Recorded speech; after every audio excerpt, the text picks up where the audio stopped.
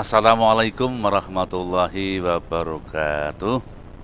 Selamat pagi anak-anakku kelas 10 SMK TJB Tuban. Pagi hari ini hari Selasa 8 September 2020 kita memasuki materi yaitu bahasa Indonesia. Dari beberapa guru kebetulan hari ini adalah tugas saya yaitu Pak Darto ya untuk menyampaikan materi yang keempat pada materi teks eksposisi. Nah, apa materinya kita uraikan berikut ini. Anak-anakku, kita dalam kondisi yang saat ini mudah-mudahan semuanya dalam keadaan sehat walafiat. Amin ya rabbal alamin. Materi yang terdahulu eksposisi kita sudah membahas dan dibahas bersama-sama termasuk latihan soalnya yaitu pengertian, ciri-ciri dan kita membuat struktur teks eksposisi. Kemudian pertemuan yang kedua membahas berkaitan dengan eksposisi juga, yaitu kebahasaan teks eksposisi. Masih ingat kan? Ya. Kemudian yang ketiga materi yang baru lalu kita kerjakan yaitu membuat karangan eksposisi. Masih ingat di mana strukturnya ada tesis paragraf pertama, misalnya karangan itu ada 5 paragraf, maka paragraf 2, 3, 4 dan 4 itu adalah argumentasi atau argumen dan paragraf yang terakhir adalah penegasan ulang. Itu pertemuan yang kemarin. Hari ini kita membahas mengenai eksposisi untuk pertemuan materi berupa membuat atau menyusun paragraf eksposisi. Sama dengan membuat karangan eksposisi, paragraf eksposisi juga ada tesisnya, kemudian ada argumen dan juga penegasan ulang. Misalnya dalam sebuah paragraf ada 5 kalimat, maka kalimat pertama itu tesis, yaitu informasi umum, kemudian 2, 3, dan 4 kalimat itu berupa penjelasannya, termasuk jenis apa nanti paragrafnya, itu yang penting itu berupa argumen, dan yang terakhir adalah penegasan ulang. Baiklah, kita mulai materi yaitu membuat atau menyusun paragraf eksposisi. Anak-anakku semuanya, pagi hari ini untuk mengetahui lebih dalam, termasuk contohnya nanti itu, kita harus mengetahui jenis-jenis eksposisi itu. Yang pertama kita kerjakan adalah eksposisi klasifikasi. Klasifikasi itu kalau kita gambarkan secara umum bentuknya adalah membuat mengelompokkan, ya. Mengelompokkan terhadap satu benda atau situasi atau peristiwa yang akan kita uraikan. Nah, klasifikasi yang akan kita uraikan ini berupa informasi di mana apa yang kita uraikan berdasarkan data-data yang akurat dan konkret. Satu contoh klasifikasi berkaitan dengan data. Pemerintah akan memberikan bantuan kepada masyarakat yang terkena bencana alam atau terkena misalnya ada gempa. Ini di kalimat pertama. Jadi pemerintah memberi bantuan kepada masyarakat yang terkena gempa. Kemudian warga itu kalimat yang kedua ini berupa argumen. Jadi pendukungnya klasifikasi itu apa atau pengelompokan itu. Masyarakat yang terdampak gempa untuk yang berupa ringan atau klasifikasi kerusakan ringan akan mendapat bantuan 5 juta rupiah. Kemudian kalimat berikutnya, masyarakat yang terdampak gempa yang cukup yang sedang atau ringan, sedang itu mendapat bantuan 15 juta. Sedangkan masyarakat yang akan menerima bantuan jumlah 30 juta itu karena terdampak atau rumahnya itu sangat berat atau mendapatkan beban yang sangat berat terhadap kerusakannya. Kalimat yang terakhir untuk penegasan ulang itulah bantuan pemerintah yang dibedakan berdasarkan kerusakan terhadap rumah yang terdampak bencana. Ini paragraf klasifikasi. Sudah dinaikkan ya. Masih seperti ini ya informasinya. Oh ya, kemudian berikutnya adalah eksposisi ilustrasi. Ilustrasi itu menggambarkan, yang kedua menggambarkan. Jadi menggambarkan tentang sesuatu informasi agar lebih jelas. Apa aja yang digambarkan itu, seperti juga kita mendeskripsikan itu. Misalnya kita menyampaikan tentang orang yang terserang penyakit atau terkena virus corona. Ditulis dalam sebuah paragraf, kalimat pertama, indikasi orang yang terkena virus corona sangat bisa dilihat dari orang yang sudah bersin-bersin. Ini kan informasi umum. Kemudian diperjelas dengan ilustrasi yang lain.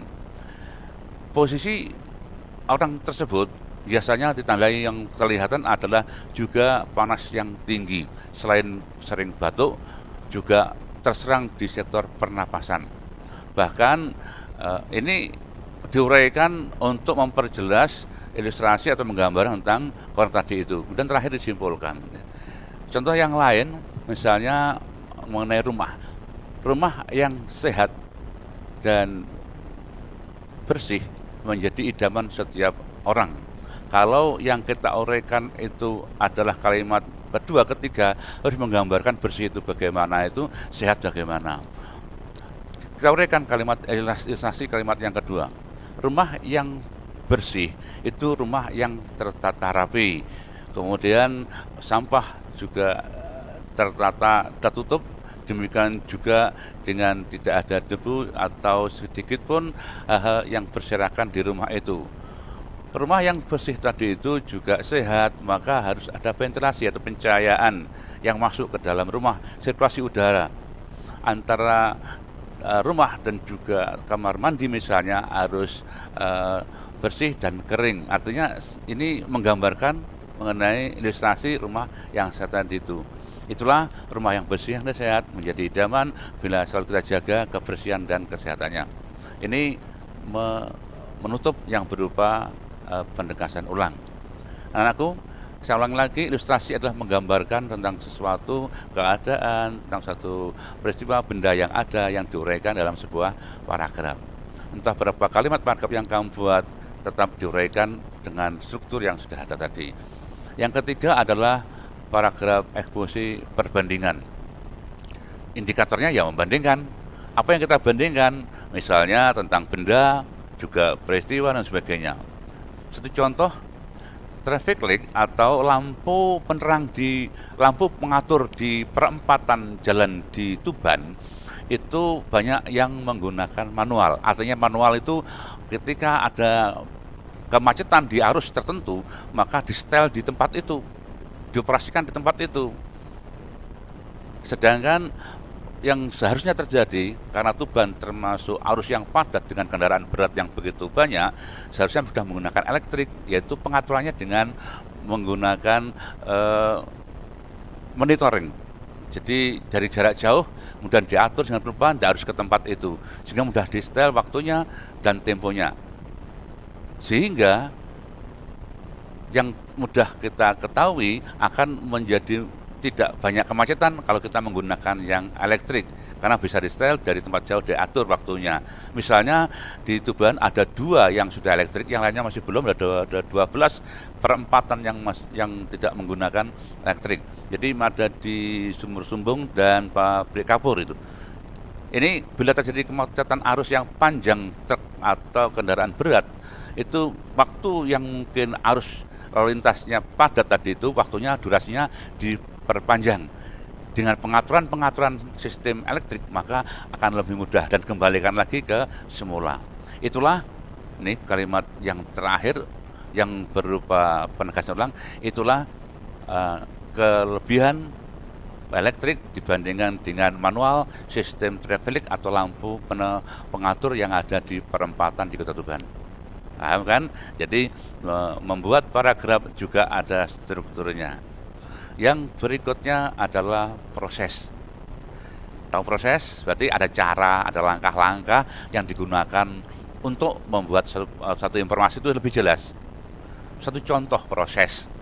Kita ingin mempersiapkan tentang membuat atau menyambung kabel misalnya, kita memasang membetulkan kendaraan misalnya, ada prosesnya. Banyak siswa yang mengeluh karena laptopnya cepat rusak, terutama baterainya, karena tidak mengetahui tentang cara-cara merawat baterai yang benar. Berikut ini kalimat pertama. Kalimat kedua, argumentasinya. Berikut ini langkah-langkah untuk membuat baterai awet dan tahan lama, tidak cepat rusak, yaitu jangan sekali-sekali kita mengecas dengan waktu yang berlebihan atau overload. Bila berlebihan, maka baterai akan cepat rusak. Yang kedua, jangan menggunakan laptop di tempat yang empuk, misalnya di kasur atau di bantal, maka otomatis baterai akan terindikasi cepat rusak. Yang ketiga, jadi kita uraikan begitu rinciannya, prosesnya, cara-caranya, langkah-langkahnya apa itu ya. Jangan menggunakan laptop sambil mengecas atau ngecas kemudian menggunakan laptopnya. Ini otomatis akan cepat rusak dari baterai itu. Kalimat yang terakhir, itulah langkah-langkah yang kita ketahui agar kita menggunakan laptop dengan baik sehingga baterai cepat awet. Nah, ini kalimat penutup yang namanya penegasan ulang. Proses. Masih ingat bisa kalau beli Indomie atau mungkin mie instan, ya itu kan ada di baliknya itu cara-cara memasak mie instan kan gitu. Ya, langkah pertama siapkan mie instan, yang kedua rebus air, yang sampai terakhir menyiapkan atau menghidangkan mie ayam atau mie instan yang sudah jadi tadi itu. Jadi ada proses yang harus kita ketahui, cara-cara atau langkah-langkah, itu eksposisi proses. Yang kelima, eksposisi definisi. Definisi itu pengertian atau batasan. Satu contoh mengenai rumah. Orang kalau mengatakan apa sih rumah itu, tentu akan berbeda-beda. Maka muncullah kalimat yang pertama.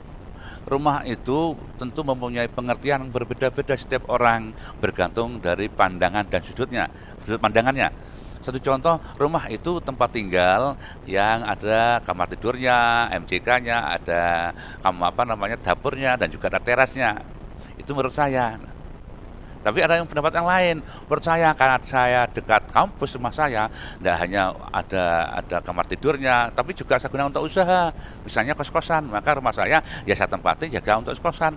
Maka definisinya sudah berbeda pengertiannya. Kemudian ada lagi yang berpendapat, karena tempat rumah saya dekat pasar, maka saya buat toko, maka menjadilah ruko gitu. Maka pengertiannya sudah berbeda. Artinya eksposisi definisi adalah memandang suatu informasi itu berbeda-beda, mendefinisikan pengertiannya berdasarkan pendapat dari orang itu masing-masing. Tapi tetap sama semuanya. Kalimat terakhir, itulah definisi mengenai rumah dengan sudut pandang yang berbeda-beda berkaitan dengan informasi mengenai kepentingan rumah tersebut, yaitu bisa untuk rumah tangga dan juga untuk usaha. Ini namanya penegasan ulang. Di kalimat keberapa, terserah kamu buat kalimat berapa kalimat, misalnya ada 4 atau 5, maka seperti saya sampaikan tadi itu, kalimat pertama itu adalah mengenai tesis atau informasi umum, kalimat yang kedua, 3, 4, andaikan 5 itu, maka itu adalah kalimat argumen, dan yang terakhir itu penegasan ulang. Anakku, eksposisi yang terakhir adalah eksposisi laporan. Jadi klasifikasi sudah, ilustrasi, perbandingan, proses, dan definisi, yang terakhir laporan. Pada pertemuan yang pertama, masih ingat bab 1, kita menyusun laporan LHO atau laporan hasil observasi. Laporan ini kalau dalam surat kabar kita namakan dengan opini atau editorial. Apa yang dilaporkan? Suatu informasi yang keaktualannya atau kekinian, informasi yang ada di lapangan. Satu contoh informasi yang teraktual. Tuban ditetapkan sebagai lumbung pangan nasional oleh pemerintah Jokowi pada bulan Agustus kemarin. Ini informasi umumnya atau namanya tesis. Apa indikatornya untuk membuat itu menjadi argumen-argumen? Maka kita uraikan. Menurut keterangan dari Dinas Pertanian dan Pangan Tuban, surplus padi dari per tahunnya yang misalnya aja yang ada di Sumanding dan juga yang ada di wilayah Pelumpang itu sekitar 4.000 hektar, itu per tahunnya menghasilkan sekitar 491 ton. Surplus sekitar 70% di Tuban untuk tingkat nasional, sehingga menjadi masukan nasional untuk mensupport pangan nasional. Bahkan untuk kacang dan juga jagung mencapai 80% surplus dari yang ada sekitar panen yang kemarin itu mencapai sekitar 503 ton, khususnya di wilayah-wilayah yang memang tempat basisnya kacang dan juga jagung.